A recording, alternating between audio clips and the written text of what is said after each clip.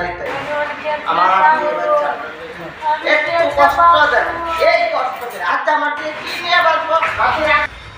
কি নিয়ে বাঁচবো? তাহলে আপনি আমি কই কথা কইতে পারতেছি, আমার মুখটা বাইটা না জায়গা। আমি আমার কিছু আছে সাথে করে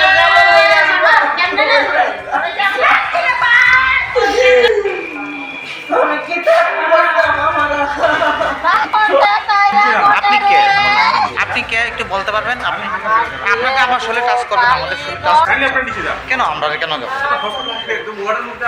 আমরা একটা অভিযোগ পেয়েছি বলেই তো এসেছিলাম।